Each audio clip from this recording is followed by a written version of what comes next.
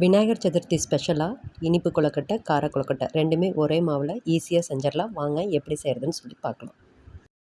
இனிப்பு கொழுக்கட்டைக்கு ஃபஸ்ட்டு வந்து நம்ம பூரணம் வந்து ரெடி பண்ணிடலாம். அதுக்கு வந்து ஒரு காரமுடி தேங்காயை வந்து திருவி எடுத்து வச்சுருக்கேன். அதை வந்து ஒரு வடைச்சட்டியில் போட்டு நல்லா வறுத்துக்கலாம். எந்த அளவுக்கு தேங்காய் எடுத்தோமோ அதே அளவுக்கு வந்து நாட்டு சர்க்கரையும் போட்டு வறுத்துக்கலாம். நான் தேங்காய் மிக்சியில் ஓட்டும் போதே வந்து ஏலக்காயும் போட்டு எடுத்துகிட்டு நீங்கள் பவுடராக கூட தனியாக சேர்த்திக்கலாம். ப்ரௌன் ஸ்டேஜ் வந்துச்சு அப்படின்னா நம்மளோட பூரணம் வந்து தயாராகிடுச்சின்னு அர்த்தம். நான் வீட்டில் இருக்கிற பச்சரிசி மாவு தான் எடுத்துருக்கிறேன். நீங்கள் ரெடிமேடாக கடையில் கிடைக்கிற கொழுக்கட்டை மாவு கூட எடுத்துக்கலாம். மாவில் எப்பயுமே வந்து கொஞ்சம் நெய்யோ எண்ணெயோ சேர்த்து பிசையும் போது மாவு வந்து ரொம்ப நேரத்துக்கு வந்து சாஃப்டாகவே இருக்கும். இந்த டிப்பை வந்து ஃபாலோ பண்ணிக்கோங்க. சுடு தண்ணி கொஞ்சம் கொஞ்சமாக ஊற்றி மாவு வந்து பிசைஞ்சு எடுத்துக்கலாம். கொஞ்சோண்டு வந்து லைட்டாக உப்பு போட்டுக்கோங்க. அப்போ தான் மாவும் வந்து டேஸ்ட்டாக இருக்கும்.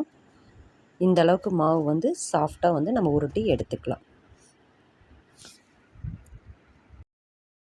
நம்மளோட மாவு வந்து தயாராகிடுச்சு. இப்போ வந்து நம்ம பூரணத்தை வந்து ஃபில் பண்ணிக்கலாம். அதுக்கு வந்து நான் இந்த பூ அச்சு எடுத்துருக்கிறேன். அதில் வந்து கொஞ்சம் எண்ணெயோ நெய்யோ ஏதாவது ஒன்று சேர்த்திக்கோங்க. அந்த அச்சுக்கு தகுந்த மாதிரி தட்டி விடுங்க. கையில் கொஞ்சம் தண்ணி நனைச்சி தட்டி விட்டிங்கன்னா எலாபரேட் ஆகும். நல்லாவே வந்து அமுத்துறதுக்கு வாட்டமாக இருக்கும். அதில் வந்து நம்ம பண்ணி வச்சுருக்கிற பூரணத்தை வந்து உள்ளுக்குள்ளே ஸ்டஃப் பண்ணி க்ளோஸ் பண்ணி அந்த எக்ஸஸ் இருக்கிற மாவெல்லாம் எடுத்துட்டோம்னா நம்மளோட பூ வடிவில் வந்து கொழுக்கட்டை வந்து தயாராகிடுச்சு. உங்கள்கிட்ட எந்த மோல்டு இருக்குதோ அந்த மோல்டு வந்து நீங்கள் யூஸ் பண்ணிக்கோங்க. அவ்வளோதான். இதே மாதிரி மீதி இருக்கிற மாவும் வந்து நம்ம செஞ்சு எடுத்துக்கலாம். கார கொழுக்கட்டைக்கு பார்த்தீங்க அப்படின்னா நான் கடுகு, கடலப்பருப்பு, உளுந்து, வரமிளகா போட்டு தாளிப்பு மட்டும் எடுத்துருக்கிறேன். இதில் நம்ம ஆல்ரெடி பிசைஞ்சு வச்ச மாவை போட்டு நல்லா வந்து பிசைஞ்சு எடுத்துக்கலாம். இதை வந்து பிடி கொழுக்கட்டையாக தான் பண்ணுறேன்.